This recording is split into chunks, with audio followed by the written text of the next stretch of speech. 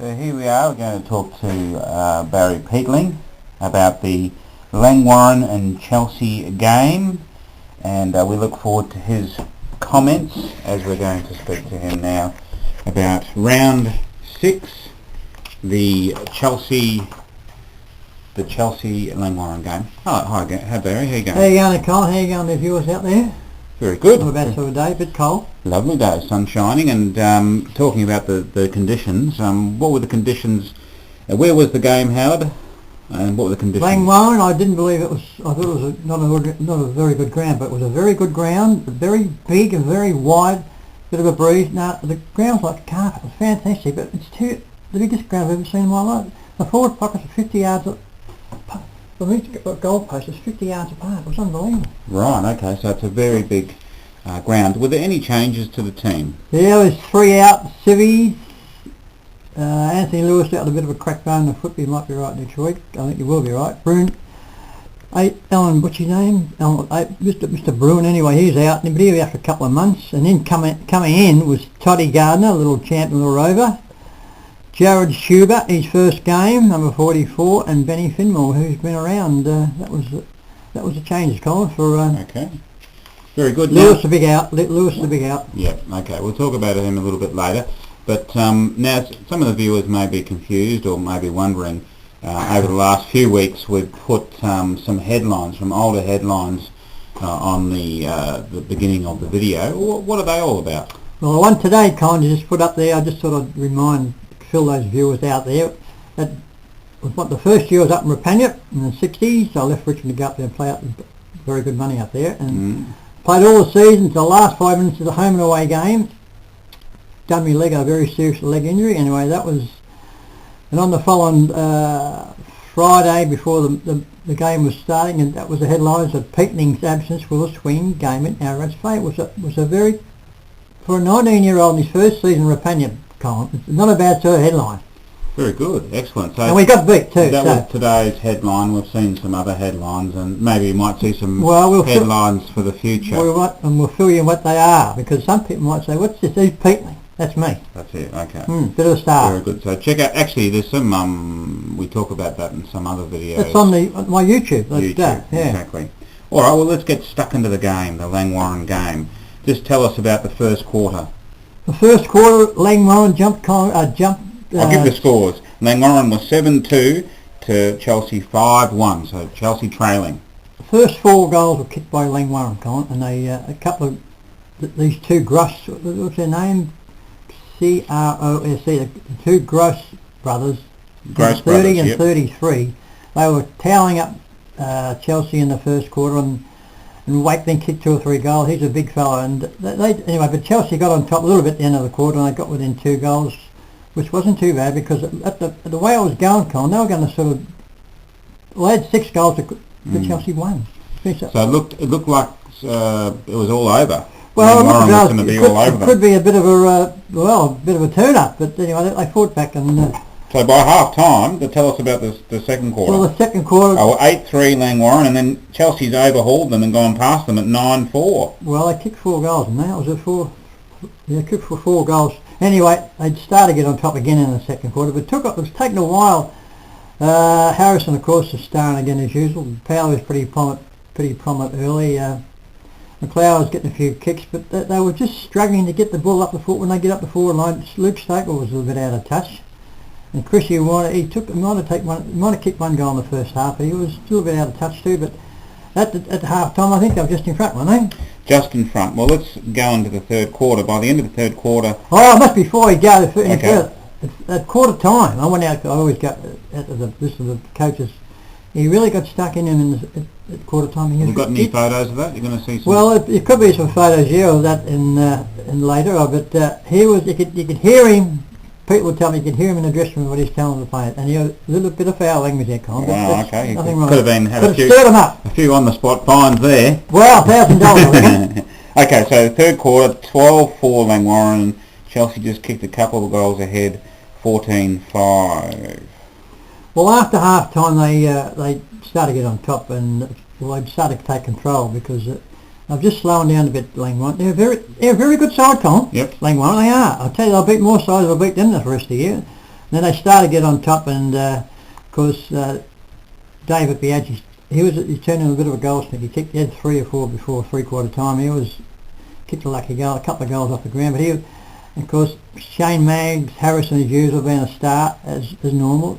Powley was all right, but then there was McLeod getting into the game.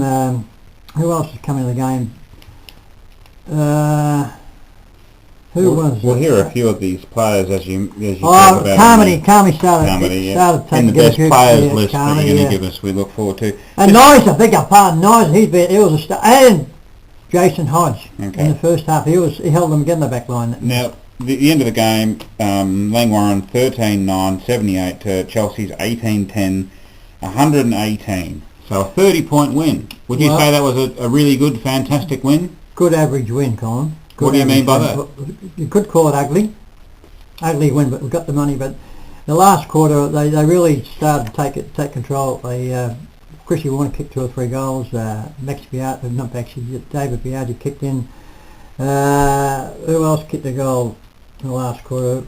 I think Peatling might have kicked a goal in the last quarter. But they just started to get on top, and finished up winning by 5 goals. As I say, a good average ugly win. Well, just talking about the goal kickers, you want to list the goal kickers there for us. Who kicked the most? Well, David Biaggi kicked 5 goals. 5 goals, that's 5 a fair brilliant effort. goals. Warner finished up kicking 3 goals. He went all right in the second half, Chrissy Warner. Harrison kicked another 2 goals, and Nyes has been averaging 1 goal, at least 1 goal a game. That's he kicked another 2 goals. Yeah. Because Harrison gave away 2 beautiful hand passes in the goal square, one to Biaggi and one to Chrissy Warner, I think it was. And a few singles there, Gardner, Powell, Nathan, Johnson. Well, they kicked 18 goals. And Michael Salem. Must mention about Michael Salem, my little highlights when it come up shortly, but I'll give you my best players. Yes, tell us a group of your best players. Not in order, Colin. Okay. Hodge, Nizer, Harrison, Biaggi, Maggs, Powell, Carmi and Ando. And I must give a little bit of a mention to Rory Grigg. He done all right in the racket. You mentioned half the team there. Well, they put in after half time. The first half, a lot of those fellas wasn't noted. They was absent. Okay, fair enough. Now the votes. 1 vote. 1 vote to David Biaggi for 5 goals, and he played a very good game most of the day. And 2 votes to Nizer. Very, very underrated player, this fella. Okay, so who gets the 3 votes? Well, nothing unusual. Number 6, Stephen Harrison. Right, do you reckon that not coaching this year has had an effect? Could have a big effect, I'd say, but he was playing well last year. Yeah. And but do you reckon this is his best year so far? Or? It's only natural. There's not going to be as much pressure on him for coaching and playing, but I reckon we've had 6 games, I think. I think he's had 4 best on the ground from me. Okay, very good. I mean, he just keeps, and some of the things another thing I must mention, he gets up in the ruck sometimes, the ruck field on the boundary throws in, then 2 or 3 times he knocked a 35 yards to our goal. And he's only had 5-10. He just gets over and bangs it. He's a freak. He just keeps running. Now give us the highlights package. Well, there wasn't too many highlights really, Colin, but I must mention little Adam Anderson. He's got a lot of courage, this kid. He's only about 5 foot nothing, and he just keeps getting in, boring in, and he had a bit of a tag in with one of those Gross brothers late in the second half. But and Jason Powell's chase down, we'll probably all talk about this, I think it was the last quarter, stopped a certain goal on the far end forward pocket. This fella had a bit of about 10 or 15 yards on him, actually caught him, got the free kick, and that saved the goal. Right. Because they did kick another goal in the last quarter, and one of the other highlights was Michael Salem in the last quarter. He wasn't sided much in the first 2 or 3 quarters, but that last quarter he really stood up, and he's a beautiful kicking style. He kicks it a long way, and just give him a little bit of that. He's going to be a player, Michael Salem. Very good. Now just an injury update. Ryan Stewart.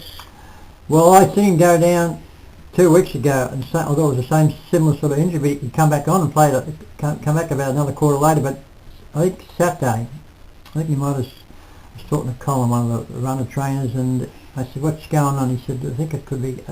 Well, it looked at me like a badly jarred knee, but he went to one of those hospital things to get checked up. So I hope he's all right. Mm.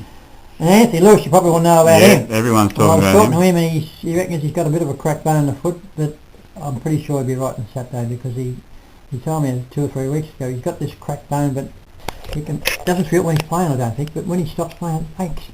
So he might be able to get through the season without the operation or something like that. Okay. But he'll be back. So next week, is anything happening next week? Carl, I'm very glad you mentioned it next week, game, because next week is going to be a blockbuster. And I reckon all your supporters around there, around Catherine Avenue, all around Chelsea, get out there because we need your support.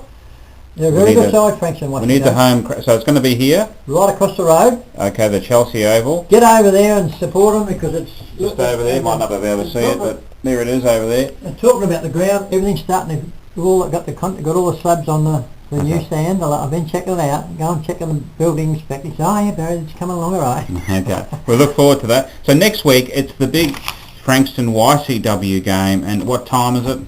Well, about 2:15. So 2:15 on Saturday, the 11th of June. Be there or... Be there or be square, that's right, that's what I'm saying, but well, we need all support over there because they're going to be very hard to beat. Alright, well that's it from me. And that's it from me, and just sort of stay tuned. Hopefully next Monday I'll have some good sort of vibes about the game, and as long as we put in, Colin, we've got to, as I say, the pressure's going to be on. We can handle pressure. So it's bye from me. See you next week, same station.